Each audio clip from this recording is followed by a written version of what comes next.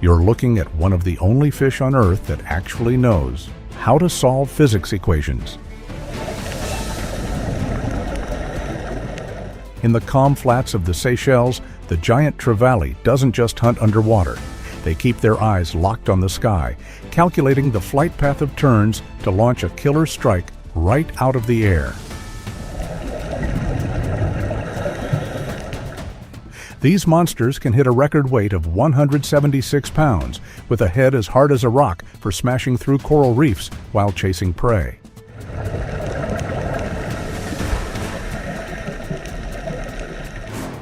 Imagine a mobile block of muscle charging at 37 miles per hour, about the same as the speed limit on a city street. That's why they're called the thugs of the Indian Ocean reefs.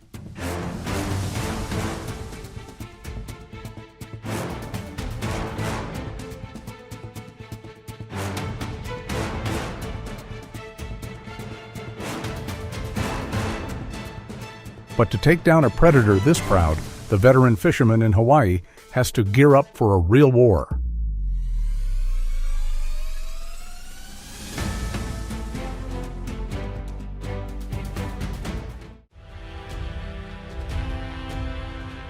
Below the surface, freedivers silently stalk the coral reef, where a single misstep or breathless breath could end the hunt instantly.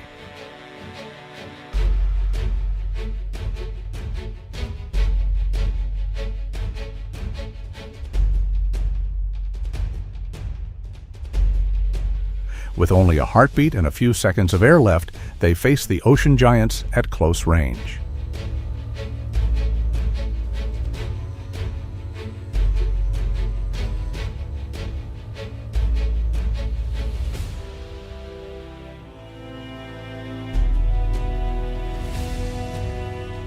Meanwhile, anglers are playing a sport where one mistake can cost you more than just your pride. The second a giant hits the bait, the reel screams like an air raid siren. That 130-pound test-braided line is stretched tight as a piano wire under the 1,000-pound force of an ocean monster.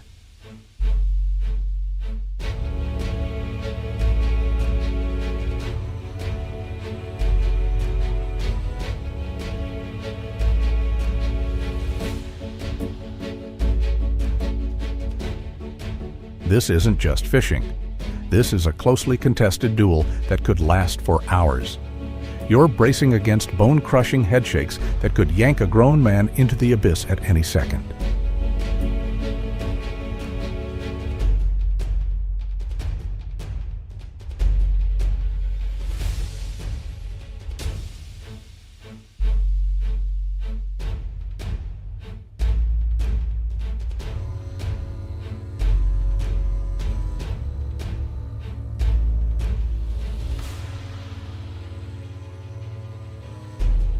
Amidst the roaring waves, 1 second of hesitation during a violent thrash can snap a $1,500 rod clean in half. Or worse, leave you empty-handed after hours of waiting.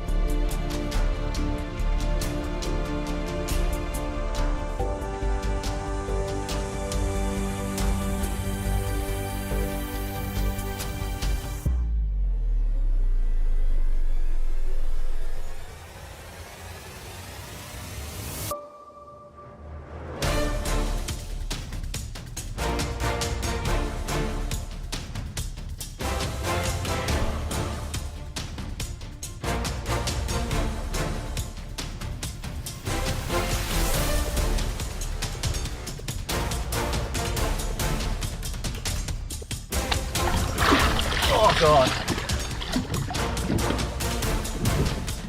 He's really heavy. I'm gonna have to go old school on him.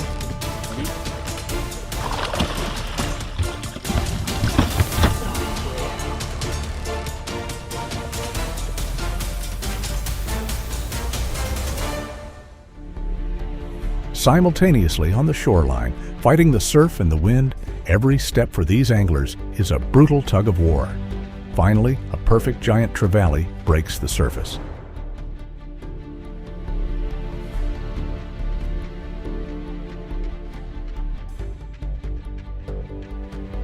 But this victory is just the starting point for turning it into a true masterpiece. First, you've got to trim away that rough armor-like skin.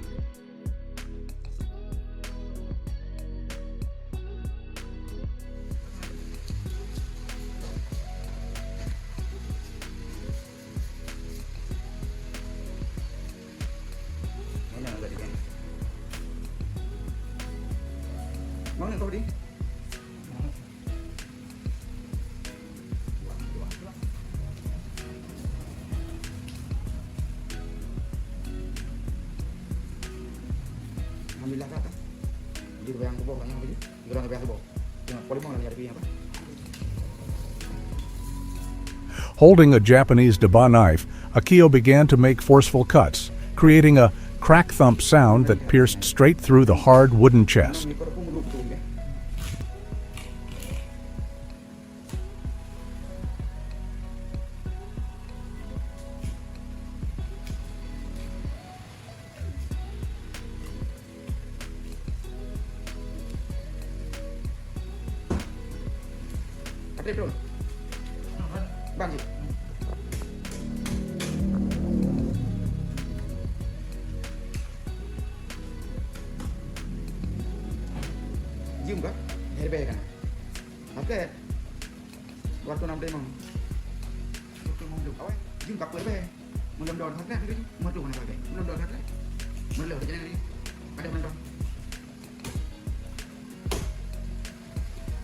Move with years of practice, gliding to pull away long fillets and carefully removing every bit of the dark bloodline. That's where all the fishy, ocean funk hides.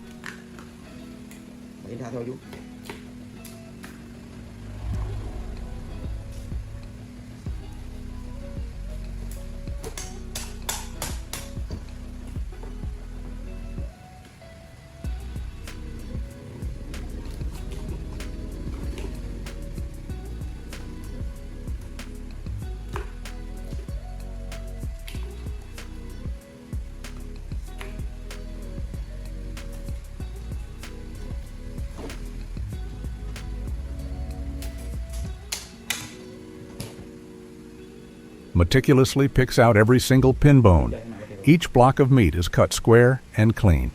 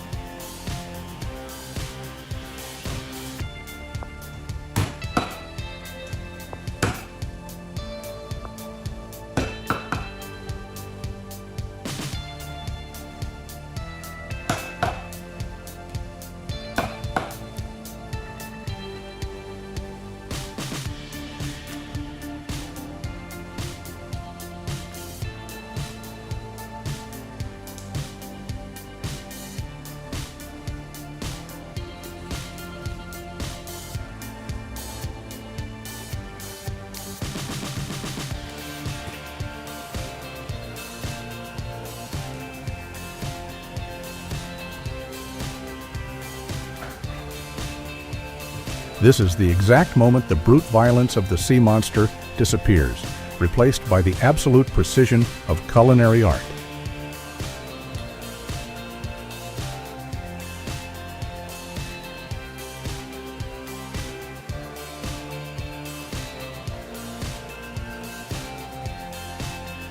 From a rugged monster that snatches birds out of the sky to a masterpiece in a Kyo's hands, the giant Trevally is now a work of art, slices of sashimi as translucent as pearls.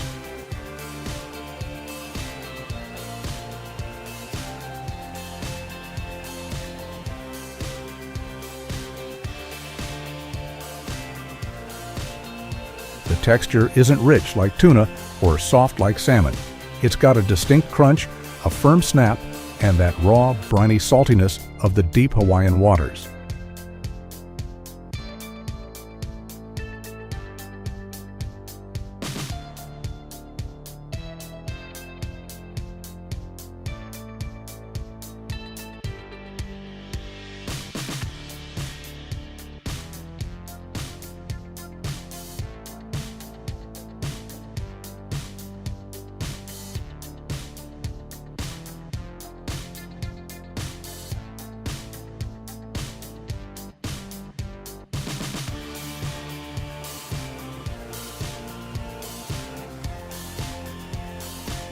At specialty shops in Honolulu, a plate like this goes for at least $30, a fair price for the risk and the craftsmanship involved.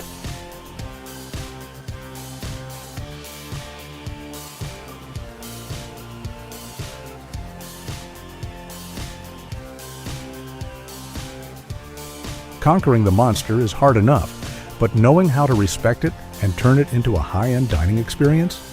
That's the real challenge.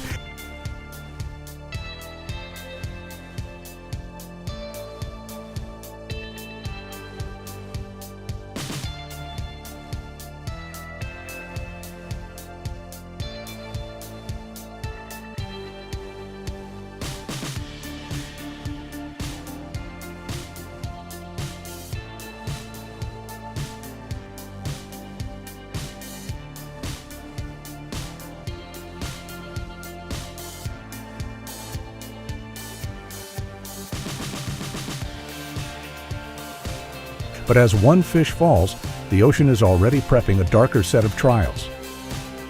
Are you ready to face the next sea monster carrying the curse of the deep?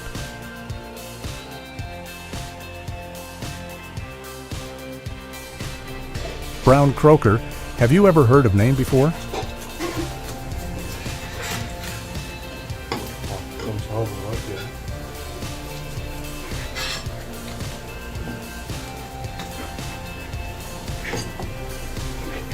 The blade slides right through the gills to take the head off.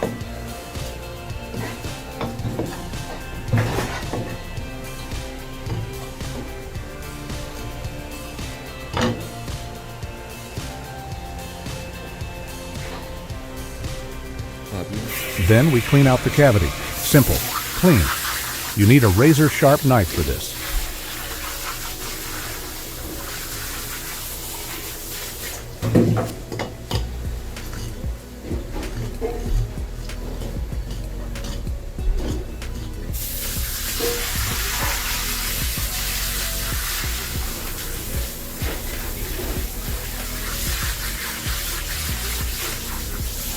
Work it backward from the tail all the way to the head.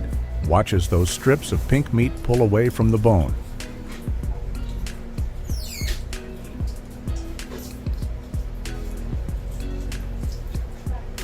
But here's the rule. You have to keep the skin on. That's where all the flavor lives.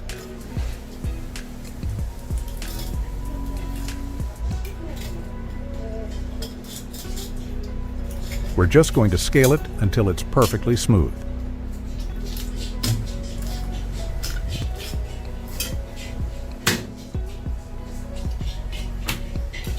The skin is clean and the fillets are ready.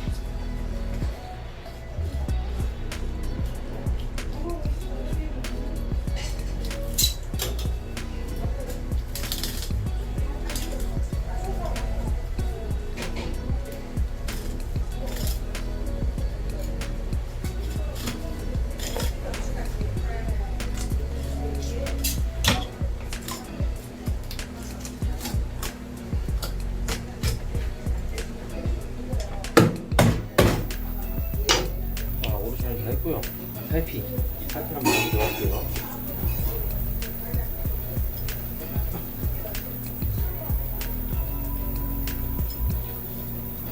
이 미나는 중국산 미나고요.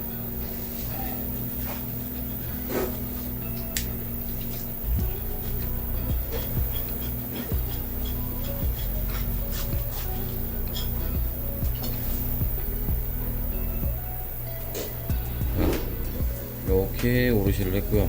보시면은 아래선 점사와를 미나라고 속여서 팔죠.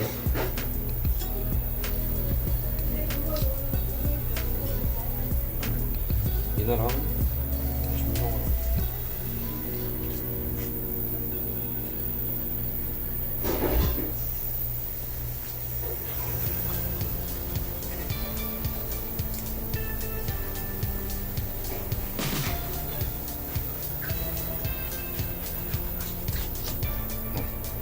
반대쪽도 이런 식으로 다 나왔습니다.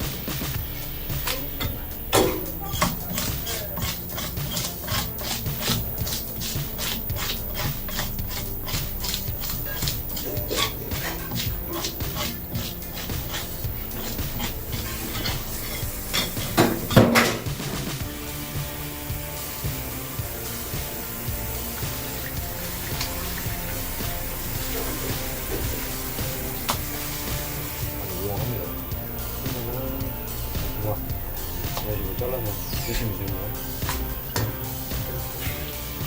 그래도 마찬가지로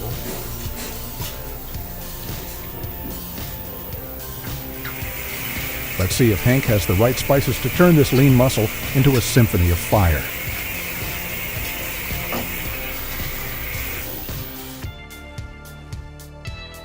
Bringing this fresh-caught croaker back to the kitchen.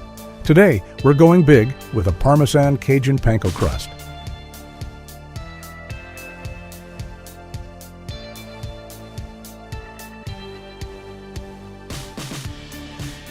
Take a look at these fillets. The meat is firm with a perfect pearly pink color. We start with the sauce. Melt down some unsalted butter, toss in the minced garlic, a splash of olive oil, and a dash of Worcestershire to kick that flavor into high gear.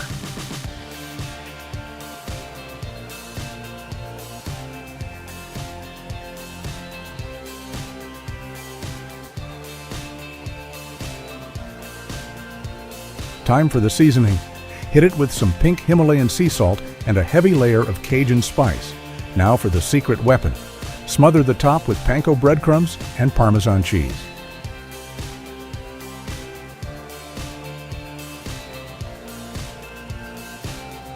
It's going to create a crispy suit of armor. The oven is set at 350 degrees Fahrenheit. Slide the tray in. Normally, 15 minutes would be enough for a thin fillet like this, but leave it in for 20 minutes.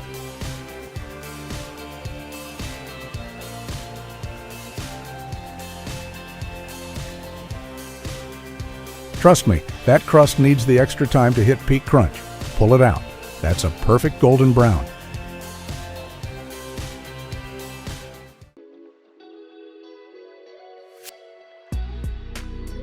Rich cheese, spicy Cajun, and the fish inside is still incredibly moist and sweet.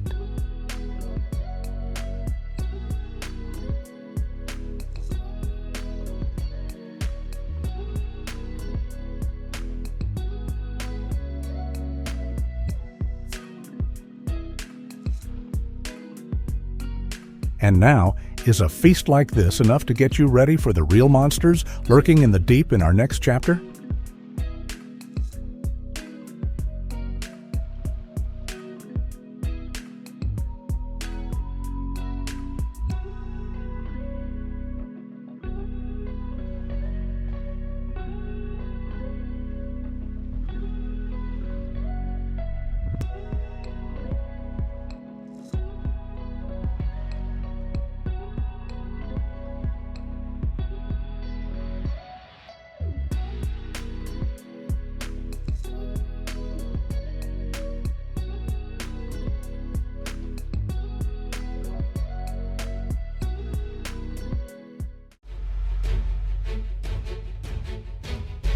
That $150 king crab plate? It cost more than just money. Behind the luxury is a literal war between men and the Bering Sea.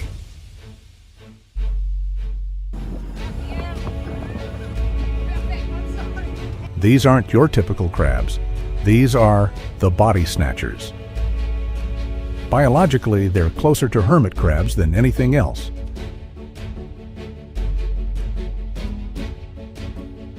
Forget the puny crabs you see at the market. A monster male king crab can hit 24 pounds with a 6-foot leg span. That's the height of a grown man.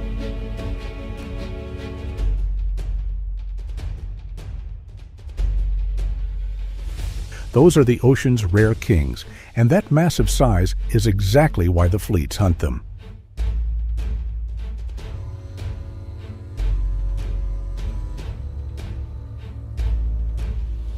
Down on the Bering floor, they form crab mountains, thousands of them piled up just to survive.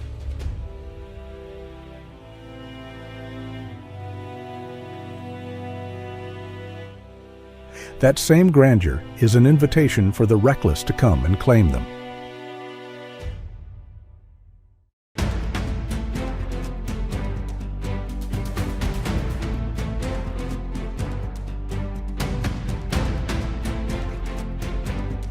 Captain Eric stares at the radar. A Category 10 storm is hitting.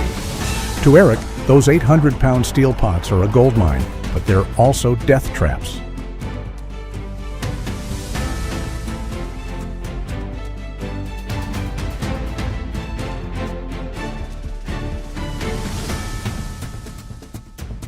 The real killer is the ice. At 20 degrees below zero, the sea spray turns into a frozen shroud over the deck.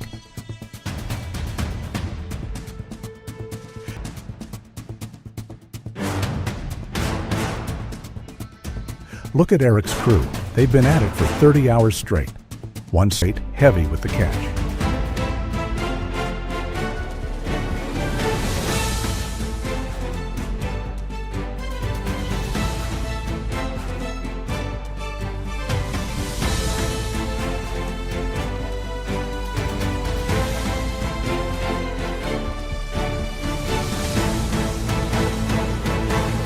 The second the pot hits the deck, the guys scramble, unlock, slam. Hundreds of king crabs spill out.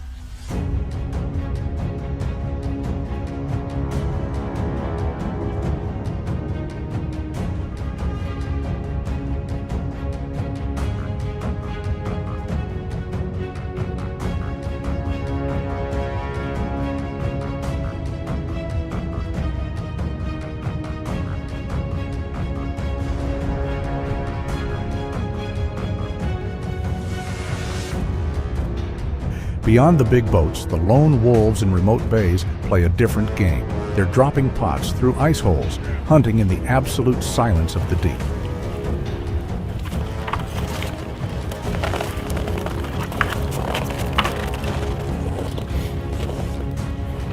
The kings have made it to port. But to get to that liquid gold under the armor, you need to remove anything that affects the quality of king crab.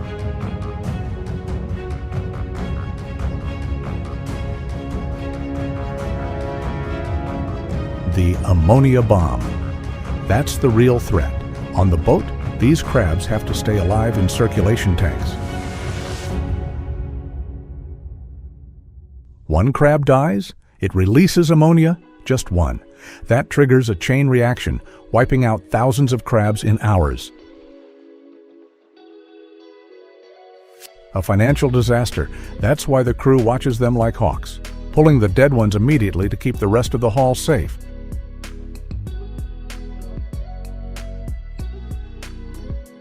They've fought the sea to bring this treasure home. Now there's only one rule left. Don't ruin a 30-year harvest with a careless knife.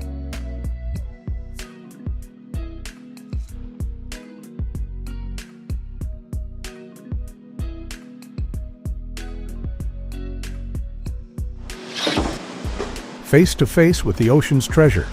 This isn't just prep, it's precision.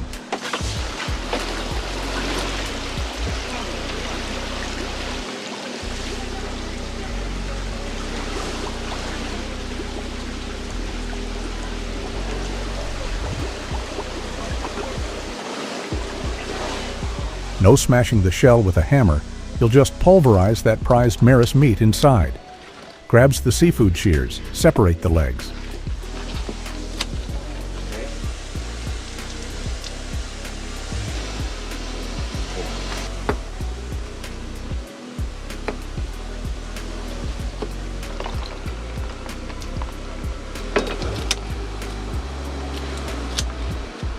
Use boiling water to soften the outer layer. Slides them gently along the joint.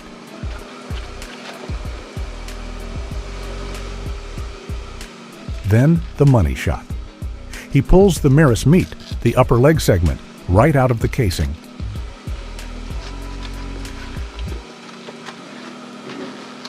The shell snaps, the meat slides out, pure, white, elastic. With king crab, you don't ruin the fiber. Not a scrap of body meat is wasted.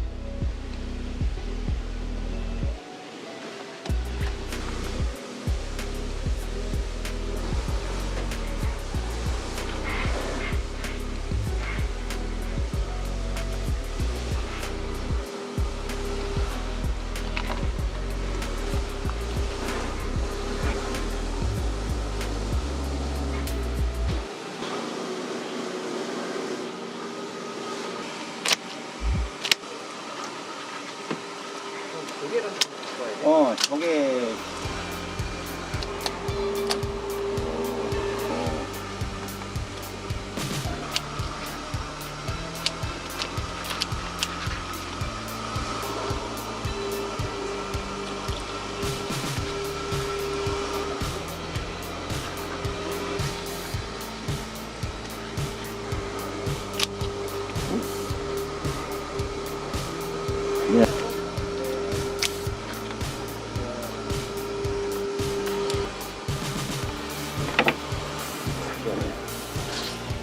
This isn't cooking. It's showing respect to the ingredient before the final transformation.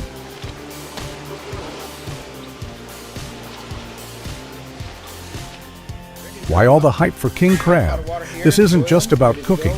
It's about deciding the soul of the dish. Water. That's all. And that's put really a bunch of seasoning and a bunch of stuff like that inside. First, the simple approach, a gentle simmer. No heavy aromatics, no unnecessary seasoning. You keep it pure. You let that 30-year-old Bering Sea flavor shine through.